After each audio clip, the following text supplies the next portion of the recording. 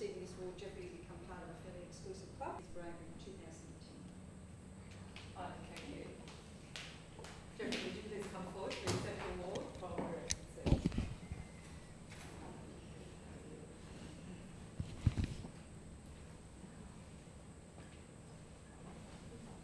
Now let's go here. If you step forward slightly, because you're tall. This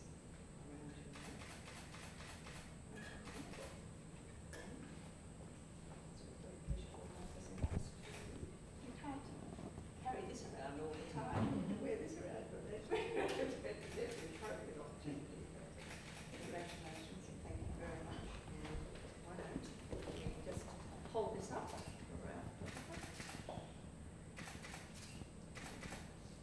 And I shall put it again. Congratulations.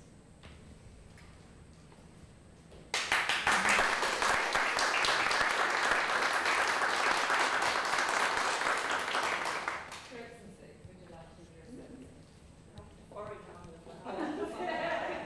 New representatives of RSPCA Queensland, our Humane Award recipient, Mr. Jeffrey Moss, and his family. And I can't say girls, I can't say boys. It's lovely to have you here, all you family members and friends. Good afternoon to you all, and thank you very much for joining us for this by RSPCA Queensland CEO, Mike Townend, who I think is at a conference in the Philippines, so in the end he couldn't be here. He asked whether I could do this between the 8th and the 10th of December, I presume, because that was when Jeffrey was available. Well, unfortunately my program is usually committed, which have made their destructive mark on the history of Queensland communities.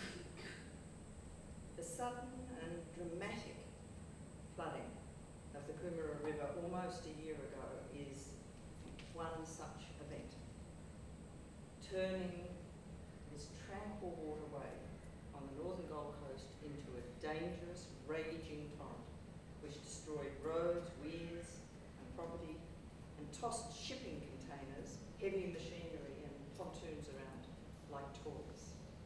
Again, our recent experiences, seeing that sort of force repeated and reported right across the nation, actually makes it easy for those of us today to envisage that scene and the dramatic circumstances in which Jeffrey found himself and which led him to act as he did. People were simply unprepared, and many animals were caught in that maelstrom, among them the beloved pet horse of a young girl, this water-soaked blanket, and without consideration for his own safety, notwithstanding those needs, Jeffrey, we pray for those who seek to safeguard the created order, for animal rescuers and healers.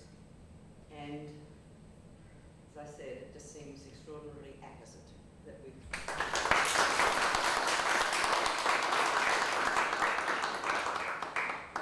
Thank you, Your Excellency. That's just outside the rules. Thank you, Your Excellency. Jeffrey.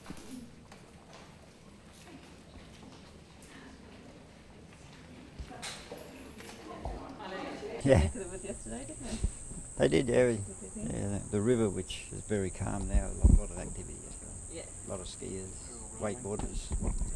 Different site from a few weeks ago.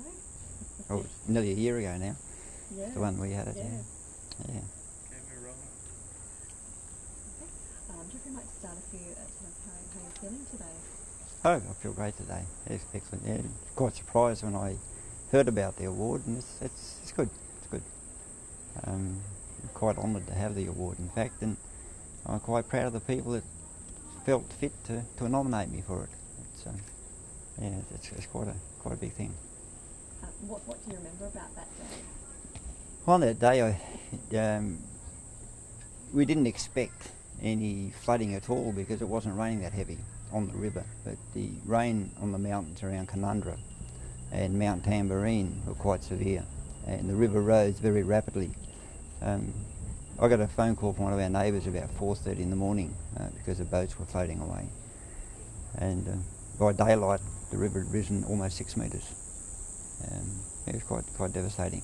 Pontoons were floating, containers were floating past, just like they were nothing.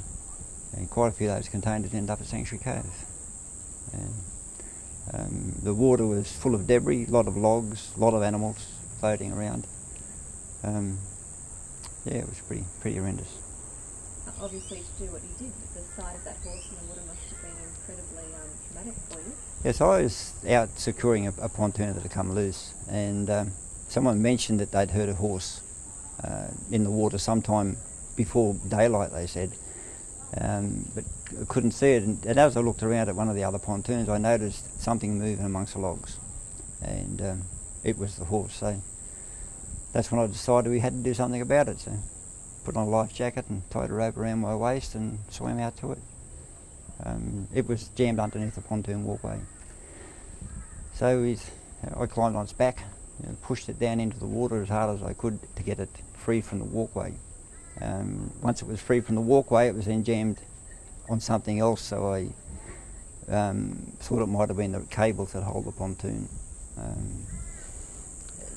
Wrapped around its legs or debris or something, so I took the rope from around my waist and tied it around the horse's neck and climbed up on the pontoon that was there and attempted to lift it off whatever was jamming it by using its blanket. At that time, people on the bank that had the other end of the rope started to pull, and we finally freed the horse and dragged it into the bank. The unfortunate thing was, where it landed on the bank, there was a set of open stairs, and it slipped on the stairs.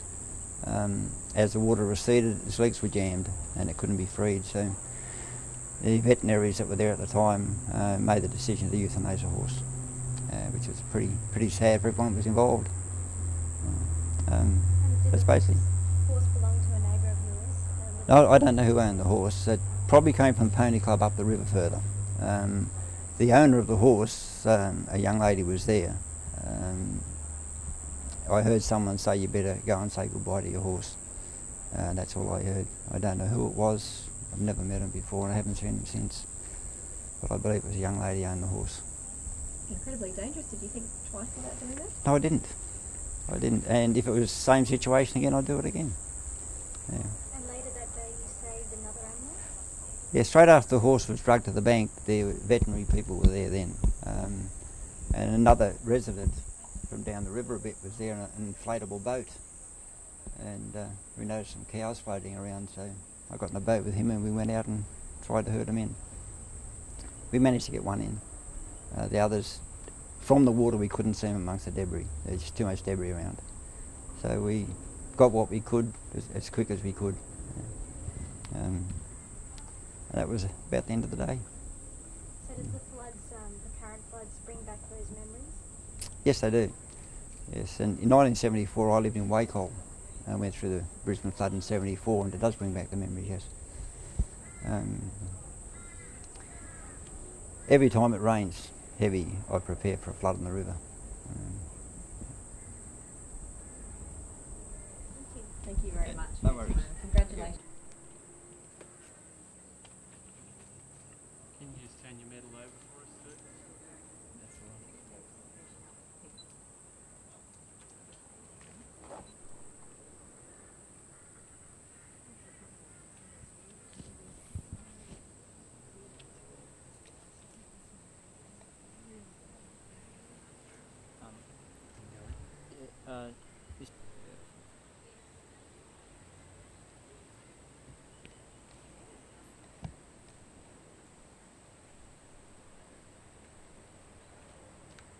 You can't see the city from here. I remember when I worked here back in 73, 74, you could see the city. And the city has a habit of growing as It well. does. It was just a big country town then. That's right, 74, just the City Hall was most probably the highest building. It probably was. It was sort of the place to gather in the forecourt there. Yeah. Yeah, that was the year someone tried to drive up. Yes, people say to me, it was hard to imagine the water that far.